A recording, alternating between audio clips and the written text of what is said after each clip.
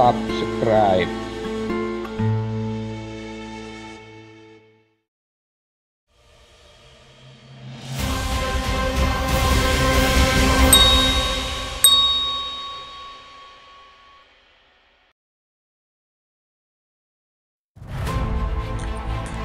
Tiga buah kandil bersusun dengan masing-masing 3 tumpuk barisan lilin yang digantung di langit-langit tinggi menerangi ruangan itu.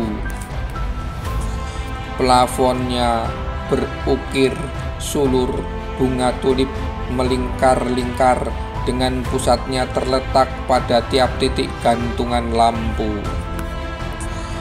Beberapa lukisan yang menggambarkan alam Nusantara maupun pemandangan negeri Belanda terpajang di dinding yang berwarna putih agung. Bendera kerajaan dan Pataka Koninklijker tegak di salah satu sudut depan, dengan pojok lainnya dihiasi lemari jam besar. Nun di dinding tengah lambang singa Belanda seakan meraung garang. Di pusat ruangan terdapat sebuah meja besar dari kayu jati yang kaki-kakinya dialasi permadani tebal bermotif bunga tulip juga. Kursi-kursi ditata di pinggir ruangan, dengan tiap sepasangnya mengapit sebuah meja.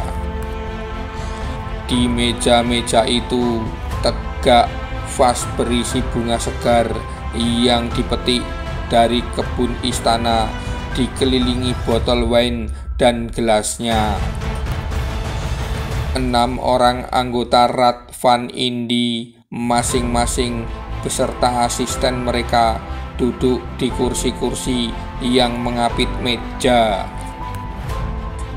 Seorang lelaki berwajah tampan, berbadan ramping, dan berambut pirang dengan seragam resmi warna biru berkerah merah bata berpelisir emas duduk di sudut kanan ruangan. Ujung lengan bajunya berhias sama dengan kerahnya. Sebuah selempang biru bergaris merah melintangi badannya, sementara tanda pangkat di bahunya terangkai dengan jumbai-jumbai emas yang menjuntai ke arah lengan. Tanda bintang jasa singa Belanda menghiasi dada kirinya, melengkapi tanda salib Orde van Oranje yang dipasang di puncak kancing emasnya. Didampingi seorang bersetelan putih-putih yang di pipinya ada codet bekas luka meski tak kentara. Di ujung ruangan lain duduk 2 orang yang sama-sama berbadan tambun dan berwajah semi bulat. Pakaian keduanya hampir serupa dengan si tampan berambut pirang. Salah satu di antara keduanya berambut gelap, sementara yang satu lagi berambut abu-abu. Si rambut gelap perbawaan wajah serius dan murung, sementara si rambut kelabu lebih cerah dan percaya diri. Van den Bosch memulai ucapannya dengan dehem alami karena gatal di tenggorokannya. Demi rasa hormat saya pada Komisaris Jenderal Dubus beserta seluruh anggota Raad van Indi, saya telah menunda agak lama pertemuan penting ini. Saya juga memilih untuk menunggu laporan lapangan terbaru secara langsung dari orang terpenting dalam operasi perang kita melawan Pangeran Jawa fanatik agama itu. Terima kasih kepada Jenderal Hendrik Marcus de Kock yang berkenan memenuhi undangan saya dan langsung berangkat dari garis depan pertempuran di Kedu. Begitu surat saya tiba, Dekok, si rambut abu-abu Nun di seberang berdiri sejenak dari kursinya dan merundukkan badan sambil meletakkan tangan kanannya di dada sebagai isyarat penghormatan.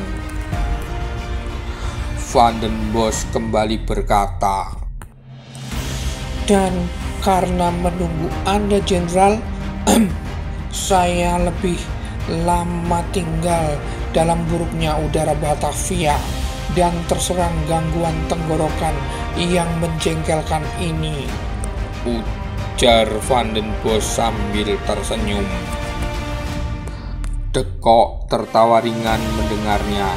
Seperti teringat sesuatu, dia bangun dan mengambil sebuah benda dari pinggang kanannya. Sambil mengangkat benda itu dengan hormat, dia berkata, "Hadiah dari seorang kolonel yang baik hati 20 tahun yang silam, masih saya simpan, Menir Gubernur Jenderal." Saya terkesan, dan secara tidak langsung Jenderal telah mengingatkan saya akan utang budi besar karena seorang mayor yang menjadi ajudan terpercaya Marsekal Herman Willem Daendels telah menyelamatkan saya dari dahan terembes yang rubuh di dekat gazebo istana ini 20 tahun yang lalu, kata Van den Bosch. Agaknya perbincangan Van den Bosch dan Dekok yang begitu akrab dan penuh kenangan telah menekan Komisaris Jenderal Dubus. "Menir sekalian, bisakah kalian tunda semua nostalgia ini dan segera masuk ke inti persoalan?" ujarnya gusar. "Mohon maaf, Menir Komisaris Jenderal," sahut Dekok pada pria yang duduk di sampingnya itu. "Pertemuan kembali dengan Gubernur Jenderal baru kita, Menir Van den Bosch, betul-betul sebuah hal yang tidak saya duga saat itu, mengingat beliau dibebas tugaskan dan dipulangkan ke Nederland oleh salah satu atasan terhebat yang pernah saya kenal." Ada dua anak panah sekaligus rupanya yang dilepaskan Dekok dalam ucapannya. Frasa Gubernur Jenderal baru kita kian menekan Dubus, sementara dibebas tugaskan dan dipulangkan oleh atasan terhebat jelas sebuah catatan untuk Van den Bosch. Di satu sisi Dubus lega juga, ini berarti Dekok bukan pendukung buta Van den Bosch, dia pendukung untuk dirinya sendiri. Dia agak terhibur bahwa seperti juga selama ini telah merepotkan Dubus, Dekok akan menyulitkan Van den Bosch. Van den Bosch kemudian berkata,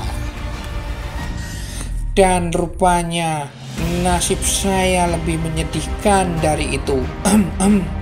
Saya gagal pulang, Menir Jenderal," ujar Van den Bosch dengan tenang dan tersenyum ringan. Semua yang hadir mengangguk-angguk dan disergap rasa empati oleh kata-kata sang Gubernur Jenderal. Betapa luar biasa penderitaannya dalam tawanan Inggris dan betapa gigihnya dia memperjuangkan kembalinya Stadtholder Willem Frederik dari pengasingan di London ke tahta Wangsa Oranye sebagai Raja Willem I di Belanda. Sebuah jawaban santai dari Van den Bosch telah mengembalikan pandangan bahwa dia sangat layak dan berhak menerima kedudukan sebagai gubernur jenderal setelah apa yang dikatakan De Kock sebelumnya. Salah seorang anggota RAT yang bernama Jean Creighton-Baud berdiri dan mengangkat gelasnya. Mari kita bersolang sebagai salut untuk gubernur jenderal kita yang baru, Meneer Johannes van den Bos, seorang patriot sejati. Toast of you. Van den Bos segera berdiri dan turut mengangkat gelasnya. Dank Meneer Baud, tentu bukan hanya saya yang mengalami pahitnya menjadi tawanan. Tuan-tuan sekalian, di meja seberang sana ada Meneer De Kock yang juga menjadi tahanan perang Inggris di India selama 2 tahun. Betul begitu, Meneer? De Kock mengangguk lalu menunduk sambil meletakkan satu tangan di dada dan tetap mengangkat gelasnya. Iya, 2 tahun. Toast of you, kata De Kock kemudian. Van den Bos pun berkata, baik, mari kita mulai pertemuan ini, tuan-tuan sekalian.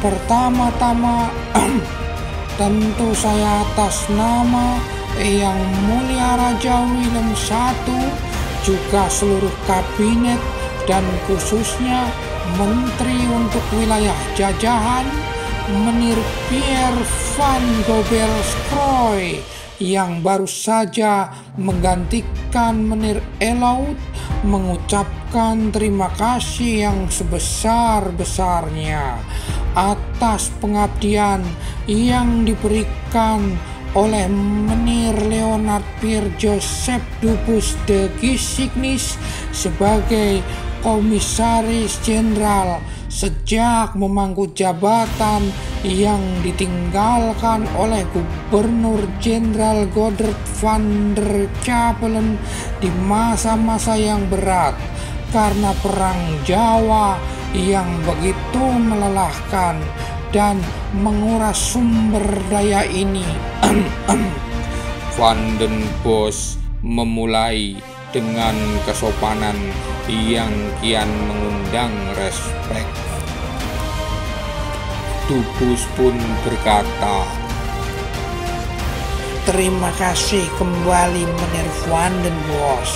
Yang Mulia memberhentikan saya, tetapi tentu saya tidak kehilangan hak untuk diberitahu apakah salah saya. Pertanyaan Komisaris Jenderal Dubus tidak terkesan seperti sebuah pembangkangan.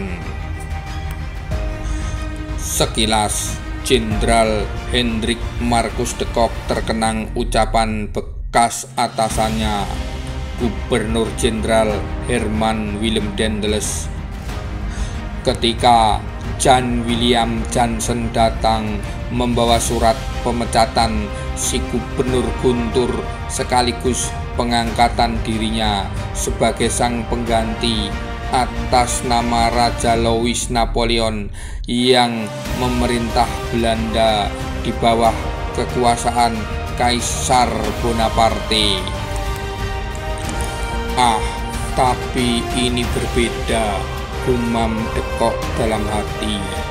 Dulu Daendels digantikan seorang pandir yang sama sekali tidak punya kecakapan untuk mempertahankan Jawa dari serbuan Inggris.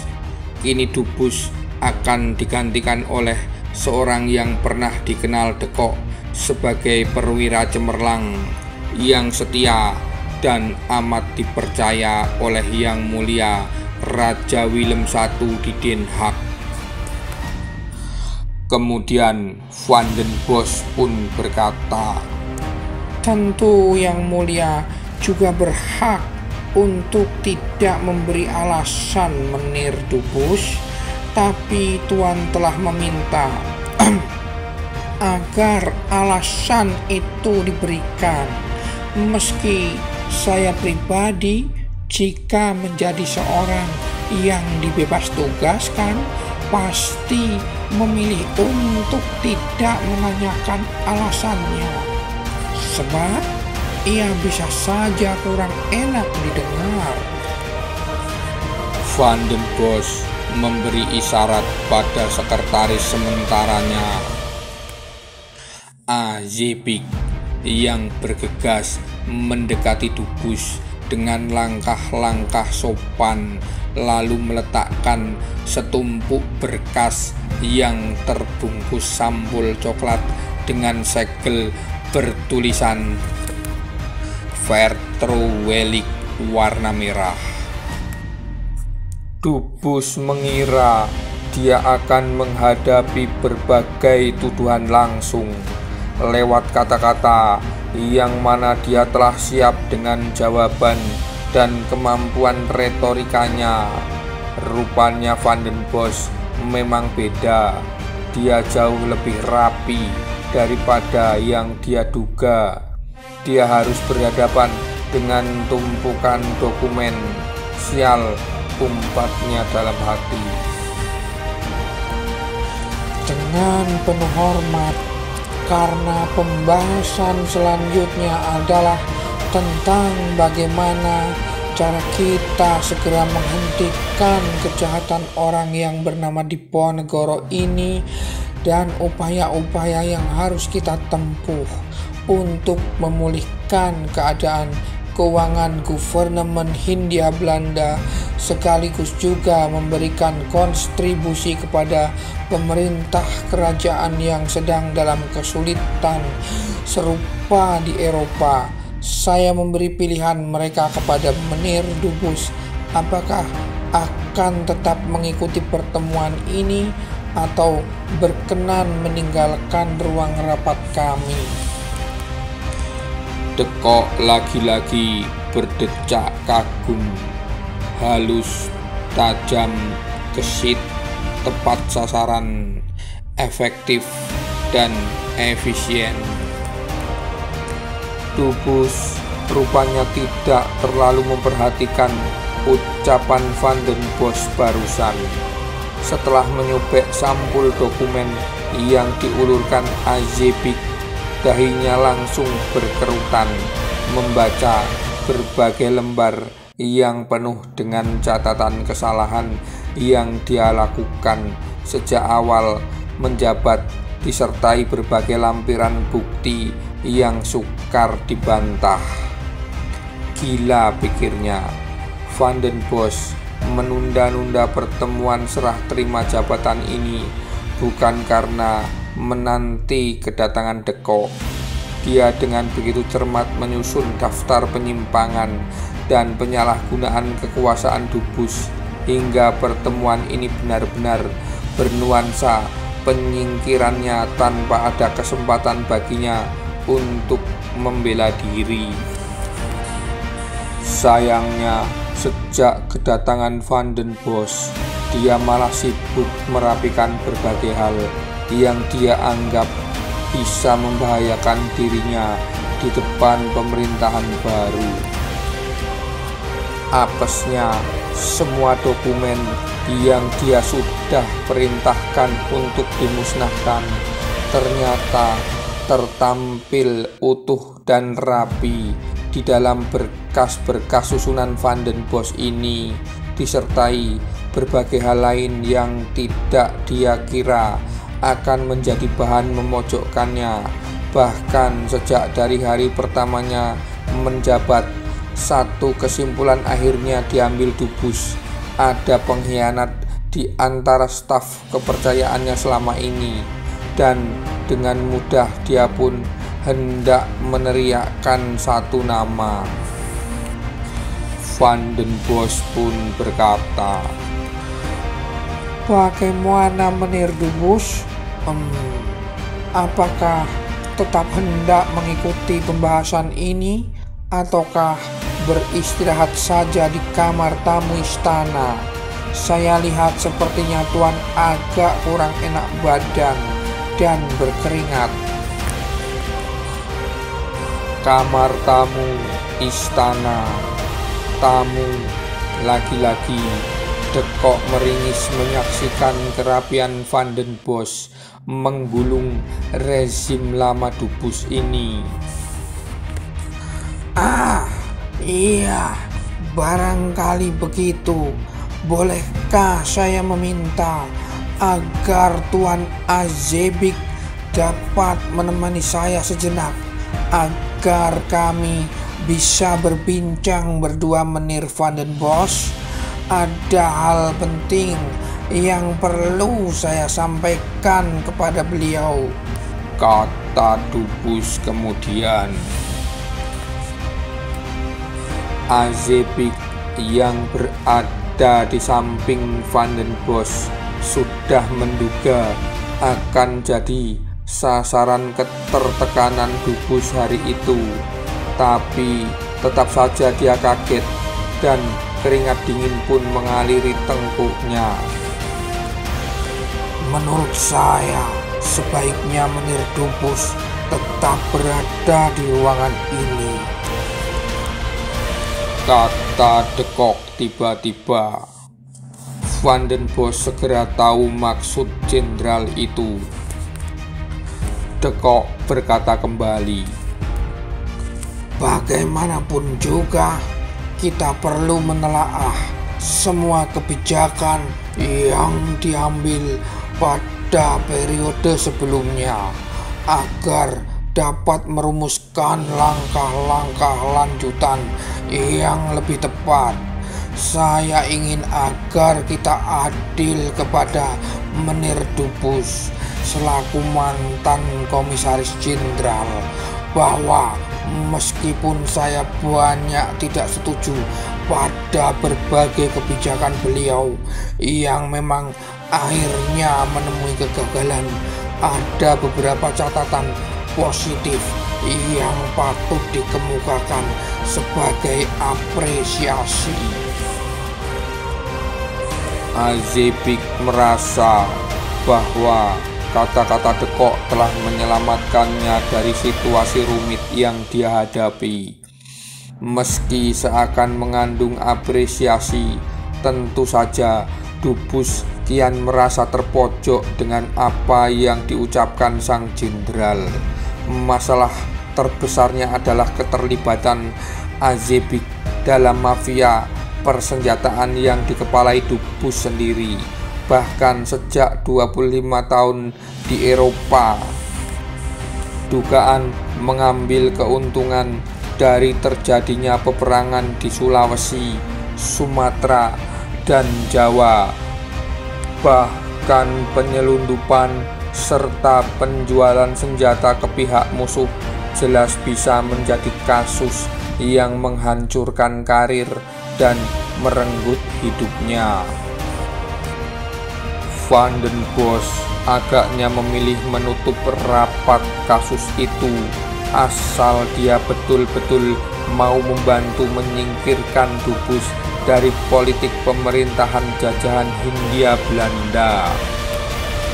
Bagi Dubus, Van den Bosch telah melampirkan surat pengampunan di halaman terakhir, berkas yang tadi diserahkan padanya oleh Azebik, dengan syarat dia merelakan seluruh hartanya di Jawa yang berbentuk lahan-lahan maupun simpanan uang diambil alih oleh pemerintah kolonial, juga menyerahkan beberapa kapal miliknya di pelabuhan Amsterdam beserta tanah-tanah pertanian di Belanda Utara kepada kerajaan. Toh dia masih punya tanah warisan yang luas di Belanda Selatan dekat perbatasan Perancis. Azebik kagum betapa cermatnya Van den Bosch mengatur semua hal ini untuk dia persembahkan kepada Yang Mulia Raja Willem I. Sungguh pejabat yang hebat dan setia. Bagaimana, Menir Dubus? Tanya Van den Bosch.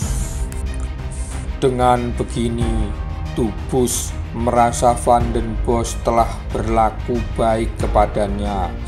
Di lain sisi, De Kock masih menginginkan dia mempertanggungjawabkan kebijakan-kebijakannya di hadapan Raad van Indi dan Gubernur Jenderal baru itu.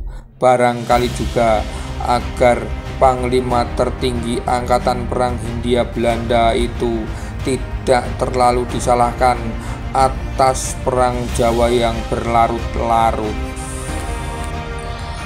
Dubus kemudian berkata, Baik, Menir Van den Bosch, seperti yang disampaikan Menir Jenderal De Kock, saya memang merasa perlu mengikuti, barangkali menyampaikan beberapa hal agar para pemangku kebijakan selanjutnya tidak mengulangi kesalahan-kesalahan di masa lalu. Saya mohon izin untuk tetap berada di sini sejenak, Menir. Paling tidak dengan tetap berada di ruangan, dia bisa mengimbangi argumentasi De Kock. Jika jenderal itu hendak menyalah-nyalahkan dia sepenuhnya, pikir Dubus. Menyenangkan sekali jika demikian, kata Van den Bosch. Dubus pun kembali berkata, bahkan jika diizinkan oleh Menir Gubernur Jenderal. Untuk pertama kalinya Dubus memanggil demikian kepada Van den Bosch. Saya justru yang akan mulai menyampaikan beberapa hal penting terkait perang kita di Jawa ini. Van den Bosch pun menjawab, dengan penuh hormat, silahkan Menir Dubus. Tapi bolehkah saya memohon agar hal-hal ini terbatas di antara kita saja? Maksud saya antara Menir Gubernur Jenderal, saya, dan Menir De Kock selaku Panglima tertinggi Angkatan Perang kita. Anggota Raad cukup mengikuti acara formal nanti seusai kita merumuskan hal-hal strategis. Memang sejak tahun 1818 para anggota Raad van Indi telah kehilangan fungsi legislatif dan yudikatif yang mereka punya.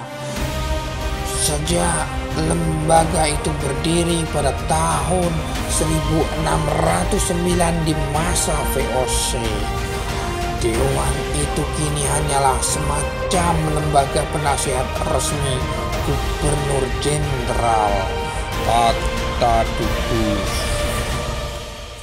Van den Bosch pun berkata, saya kira demikian lebih bijaksana. Tuan Ayebik, tolong antar para anggota Raad untuk bersantap dan bersantai di beranda belakang istana. Dan jangan lupa minta pelayan mengantar beberapa makanan kecil ke ruangan ini. Ayebik meletakkan telapak tangan kanannya di dada dengan sikap hormat, lalu dengan suara lembutnya mengajak para anggota Raad van Indi beserta para asisten mereka untuk mengikutinya ke serambi perjamuan. Ada gerutu-gerutu ringan yang terdengar, tapi tentu saja para anggota Raad itu jauh lebih suka makan babi dan kambing panggang dalam udara Buiten Jorok yang dingin dan berhujan daripada ikut berkerut-kerut dahi dengan Van den Bosch, Dubus, dan De Kock. Toh semua pembahasan itu sama sekali tidak akan berpengaruh pada gaji mereka. Dubus beranjak dari kursi sambil menenteng gelas wine-nya, menyandarkan pinggulnya pada meja besar kayu jati di tengah ruangan. Dia merasa kini berada di posisi tengah antara Van den Bosch dan De Kock. Ini terasa agak mengurangi ketegangan dan ketertekanannya.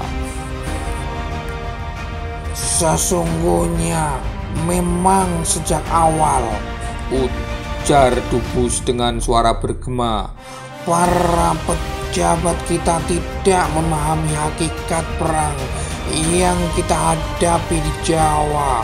Bermula dari kecerobohan seorang residen kita, izinkan saya menyebut namanya, Menir Anthony Hendrik Smizard, yang karena kurang bekal pemahaman terhadap psikologi para pangeran Jawa yang taat agama, telah salah memperlakukan mereka serta gagal mencium potensi kerusakan dahsyat yang timbul dari hal-hal itu. Sekembalinya ke Nederland nanti, saya akan membawa rekomendasi penting, tentu atas persetujuan Menir Gubernur Jenderal yang terhormat, para anggota RAT, agar di perguruan tinggi kita dibuka suatu jurusan untuk membekali para calon pejabat yang akan ditugaskan ke Jawa dengan pengetahuan yang mencukupi tentang alam pikiran, adat istiadat, kebudayaan, serta agama penduduk negeri ini, kata Dubus. Luar biasa, Menir. Saya catat baik-baik hal ini, dan bila perlu saya akan sertakan nota resmi untuk usulan yang Menir bawa ke Nederland nanti. Van den Bosch tetap duduk di kursinya dan pandangannya beralih-alih antara kedua koleganya. Terima kasih, Menir. Catatan kedua saya adalah bahwa latihan militer kita dengan gaya klasik Eropa pasca Napoleon tidaklah memadai sama sekali untuk menghadapi gaya berperang orang Jawa, kata Dubus. Ya, terakhir kali perang besar di Jawa terjadi 8 dekade yang lalu, dipimpin oleh kakek buyut Diponegoro ini, bukan? Saat itu pemerintahan kolonial masih dalam bentuk serikat dagang VOC.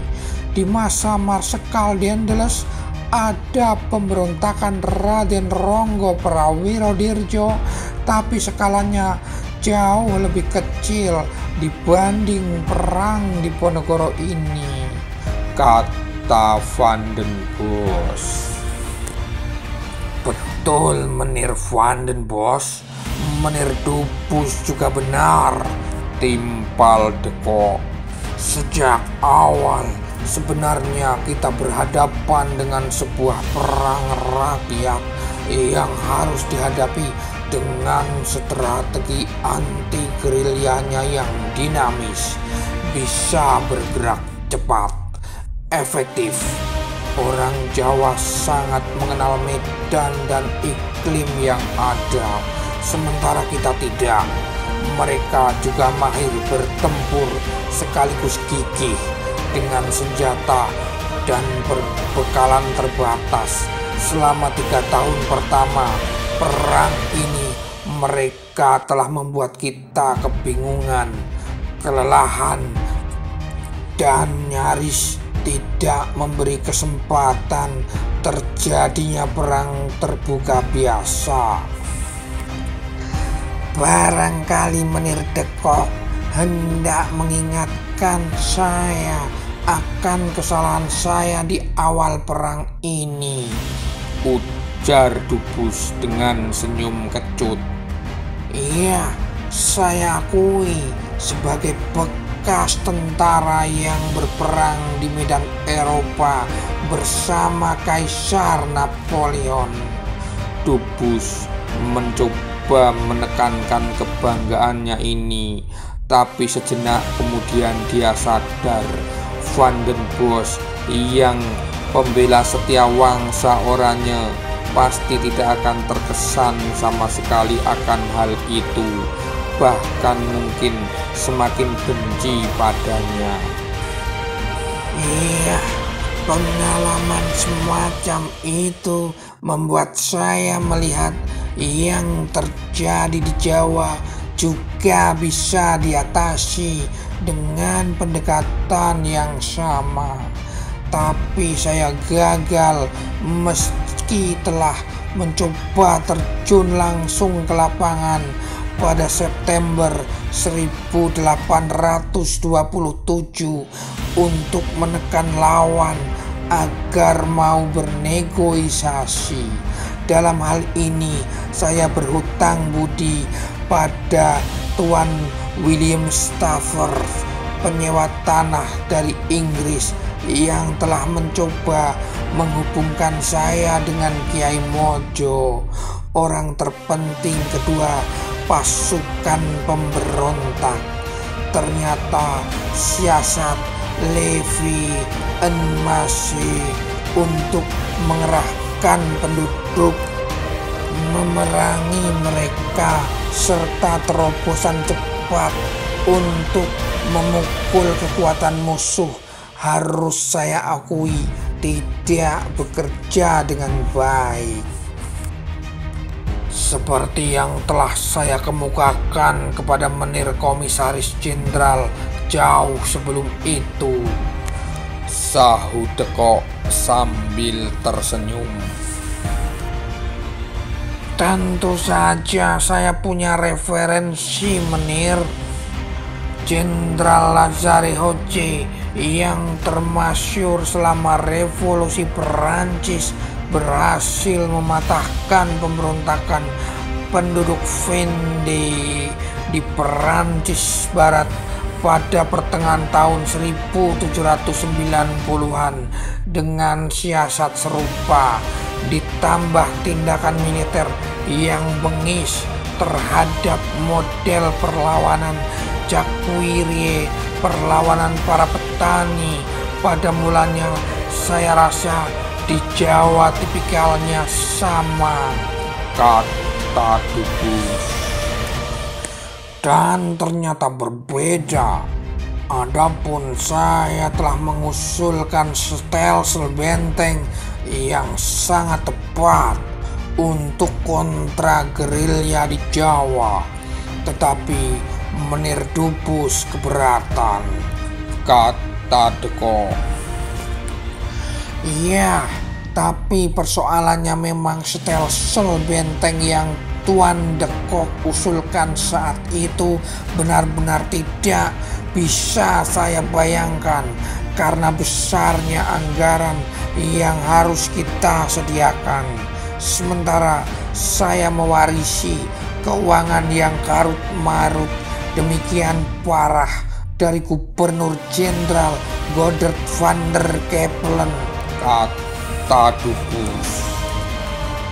Ya, bahkan sejak pemerintahan kolonial mengambil alih semua aset-aset VOC, kenyataannya kita lebih banyak mendapati utang daripada kekayaan. 5 tahun pemerintahan peralihan Inggris di bawah Raffles juga memperparah semua yang harus kita tanggung setelahnya. Deko mencoba meluruskan agar senior yang sangat dia hormati itu, Van der Capellen, tidak dikesankan sebagai biang kerok kebobrokan anggaran yang sudah sangat kronis itu. Yang sangat menjengkelkan saya kala itu adalah bahwa Menir Komisaris Jenderal tidak dapat melihat kenyataan bahwa negeri-negeri kerajaan seperti Surakarta dan Yogyakarta sama sekali berbeda dengan Paris ataupun pedesaan di Perancis dan Belgia. Maafkan saya atas debat-debat panjang kita, Menir Tubus, kata Deko. Head magnet wit, itu tidak jadi masalah, Menir. Saya akui kita terlalu banyak salah langkah. Satu-satunya rekomendasi dari masa Gubernur Jenderal Van der Kepelen yang disetujui Menir Elaud selaku Menteri untuk tanah jajahan seberang lautan, dan kemudian kita tindak lanjuti dengan biaya yang besar adalah pemulangan Sultan Sepuh Hamengkubuwono II dari pembuangannya di Penang untuk berbagi tahta dengan cicitnya. Harus memutar lewat Ambon, harus perawatan di Semarang, dan sampai keratonnya pun dia benar-benar tidak berguna.